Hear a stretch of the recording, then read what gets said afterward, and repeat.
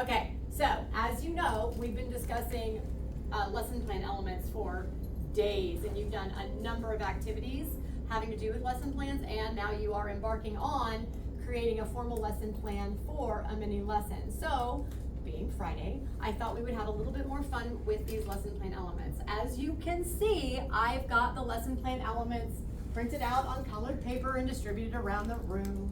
So what I'm going to do is we're going to have a vote with our feet. I am going to be reading out to you a word, a phrase, maybe even a sentence that would describe or follow along with one of these lesson plan elements. Do your best, think it through. When I say one, go stand next to the one that you believe I'm referring to. So everybody up. All right, you ready? Okay, to make it fair and so that no one person is closer to an element than another, why don't we just all gather in the center first? And let me direct you a little bit. So here's objective. The stool is input and instructions. Over here we have anticipatory set. Over here, closing and review. Above the laminator, utility value. Guided and independent practice are on the lockers. And open-ended questions is on the little racky shelves over there. All right. So if I say to you, hook or focus, where are you walking? I just need to get out of your way. Hook or focus?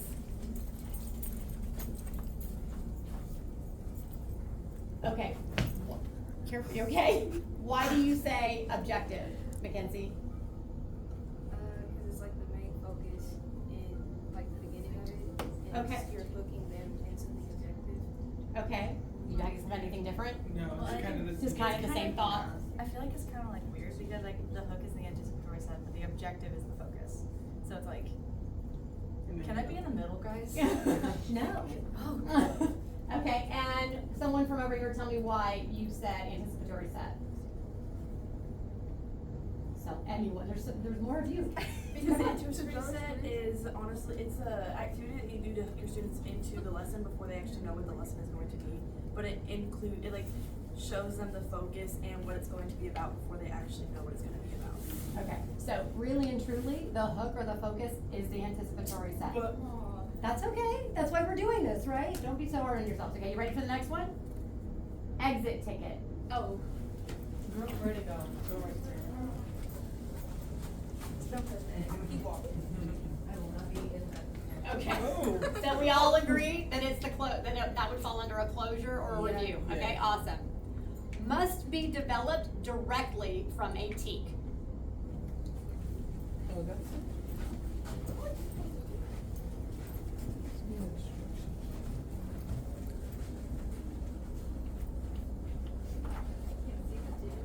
Okay, someone aside from Ariel, because she's already spoken, someone else tell me why an objective must be developed directly from a teak. Because that's where you get your information from. Like, that's what you know what you're going to teach. Exactly. Well done. Well done. Okay. The we in we do. Oh.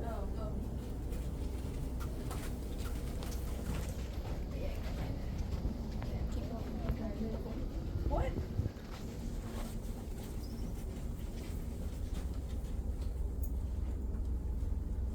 All right, Diego, an island unto yourself. Why input and instructions for the we? Because that's what you're actually teaching. We do, or I do, we do, you do, Uh-huh. is when you do questions by yourself, showing the whole class, and you and the class are doing the questions together, and then you do it, and then the class does the questions itself. Okay, I totally understand why you're standing there. This part is the teaching part only. This is like the I do only. This over here, do. you tell me which of those would be the we do specifically. Guided. Guided. You see the difference? Okay, but that's awesome. I love that you did that. That was very brave too, to be the only one standing there and defending that, so I really appreciate it. So guided practice is the we do, right? All right. Assists with higher order thinking.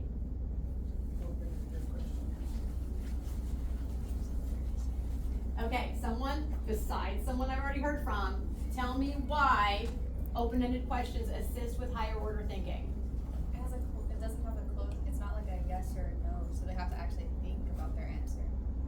Anybody else wanna contribute? Go ahead, please. They can like let them think or like be like, oh, if you like give them like a fun question, like they all have different answers. Like they compare each other's answers. Okay, well done. This element explains how the TEK or objective can be applied to life beyond school.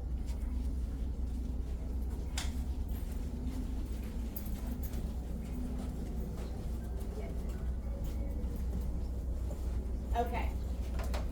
So someone tell me what utility value is and why it's important, please.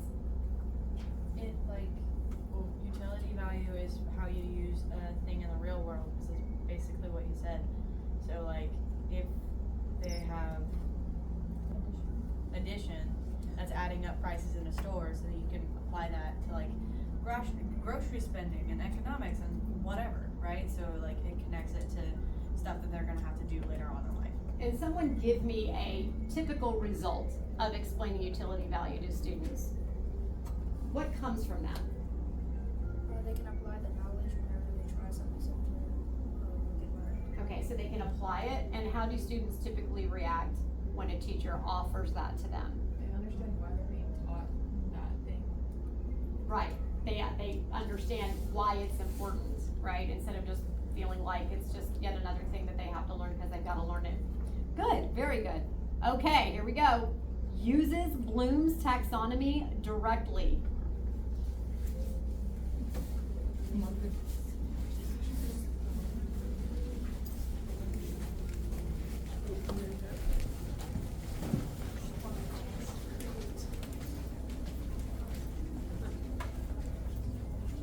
Okay, someone I haven't heard from, I've heard from almost everybody, but someone I haven't heard from, how and why? How does an objective use Bloom's taxonomy directly, and why do we use Bloom's taxonomy when we're writing our objectives? It's a hard one.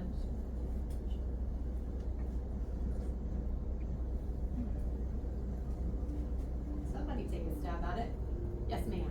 Whenever we were doing our lesson plan, like the main lesson plan, whenever we wrote the objective, we had to use the Bloom's taxonomy so they know like the overall result of what they learned. Okay, so the overall result of what they learned, that's kind of part of the objective, but why that verb, why that Bloom's taxonomy verb, why is that so important? To show like at what level they should understand or like yeah, what level they should. Very good. What levels of application they're going to have to use, right? Okay, very good. All right. This is when the teacher is formally teaching and modeling.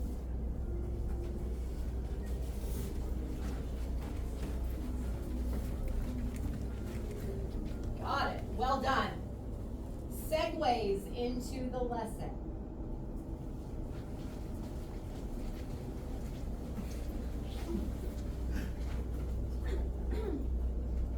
Elicits the most creative responses.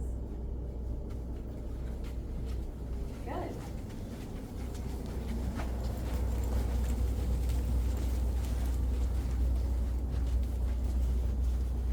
Reviews the objective to ensure students understand what they have just learned.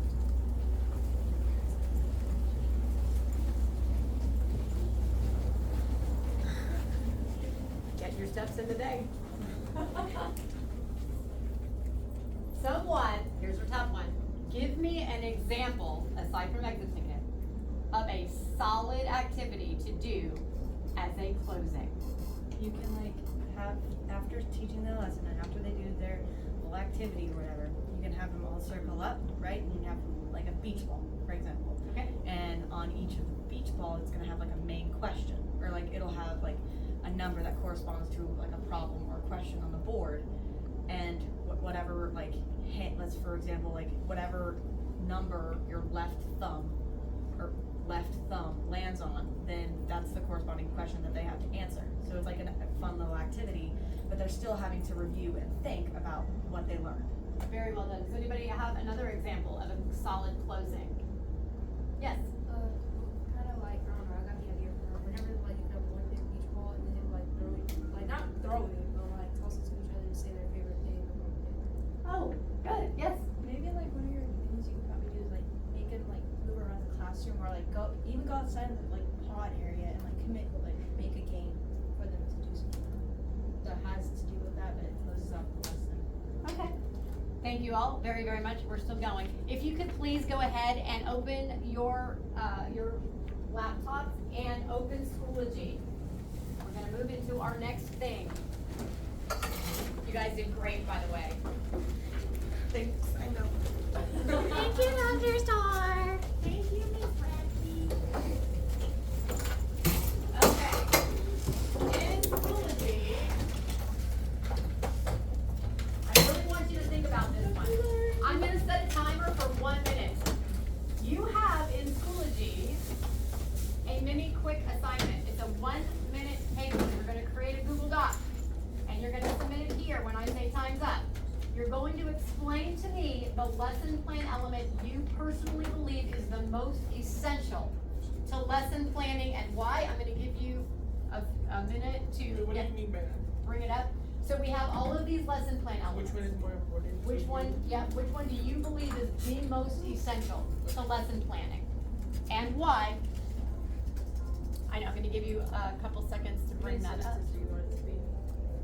How many, just as much as you can write in 1 minute. Just think, go, go, go. When I say go. Well, think about it while you're bringing up the assignment and opening up a blank Google Doc. And then when I say go, you're just gonna type fiercely. Tell me what the element is, why you believe it's the most essential. You ready? Okay.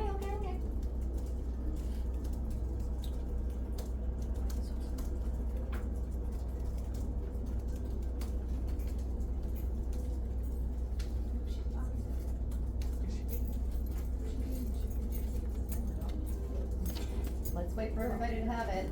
Have a doc open.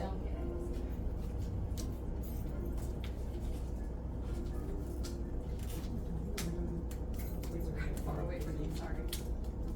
Everyone's getting a sticky note. Yeah, I know, right? We love our sticky notes. Yes, we already know what you're gonna be into. Yes.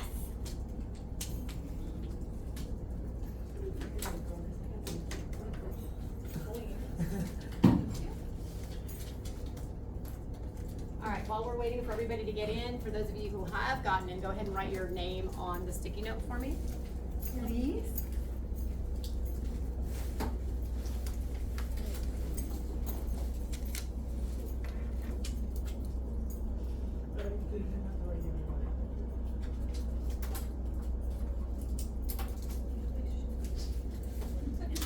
Alright, are we ready? On your mark, get set. 1 minute, go.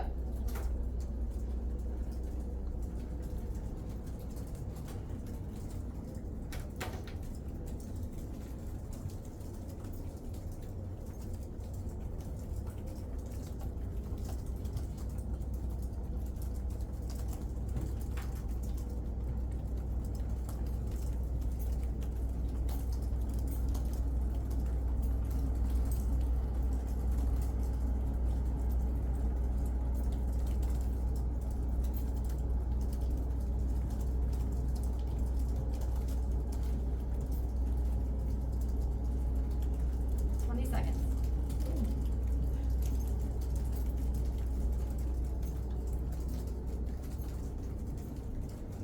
Ten seconds.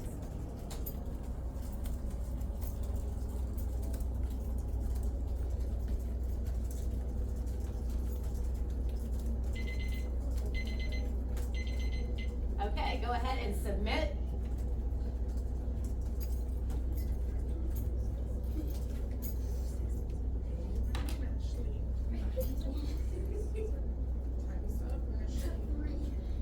Okay, let's talk utility value for a moment. As future teachers, how do you believe that an activity like we did today would benefit you in your future? By comprehending what each section of the lesson does, use it for lesson plans and teachers. Okay, very good. Anybody else? Like, especially the walking around the room thing, it definitely like if you didn't think that you knew exactly what you were talking about or didn't know exactly where to go and you went to a different one, you'd have to explain why you said each one. Therefore, helping the people who didn't quite understand like what each one was, help them understand and like actually like make it click. Okay. Is this something that, closed-ended question coming at you, is this something that you believe would be beneficial to you for use in the class, in your classes? So somebody give me an idea, so you do an open-ended question. If if we were doing like the paper thing again, walking around the class, that's when you can really look at your students to see what they actually understand and what they don't understand, because students make a lot of facial expressions, their body language is a thing. So like seeing if they're just following the group or if they're actually thinking on their own and actually going to their own piece of paper with a word and having a real like explanation for it and connecting it can really show you what their level of understanding is of the group. Very good. And how does this help those who don't have as firm a grasp on a concept as others? It can make them understand by seeing other classmates. Because you're asking why, like these certain things, or you say if they're like, well, if they're like mentally like not like mentally just like spaced out, then they're not gonna understand anything because they're just following the crap. But if they're actually engaged and they're actually locked in, then they're like, they'll be able to like, oh, like okay, so this is how this works. I feel like a good example of this would be like if you're taking like biology or something, and then you had like the posted like, oh, the nucleus, the Golgi apparatus, the ER, like, and have like the teacher like read out the definitions for those, and then them having to go to each of them and then they have to explain it and stuff like that. That'll definitely deepen the understanding of it. Okay, great, thank you. Are there any questions about the lesson plan elements or anything it is that we've done or discussed today? All right, the last thing that I want you to do, you each have a sticky note, you put your name on it, I hope. I know that you've written the 1 minute paper, but just as a quick take on everybody, I want you to go put your sticky note close to the element that you said you believe is the most essential.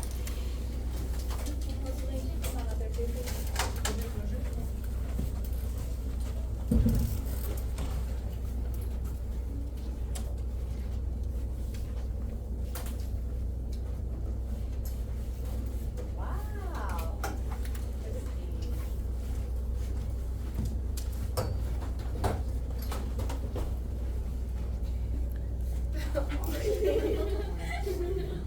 Has everyone voted? Oh no, you okay? That was funny. All right, I've got everyone's sticky notes, right? All right, guys, thank you very much. I'm going to review these and your 1 minute papers, and we will continue this discussion based on your votes next week. Thank you.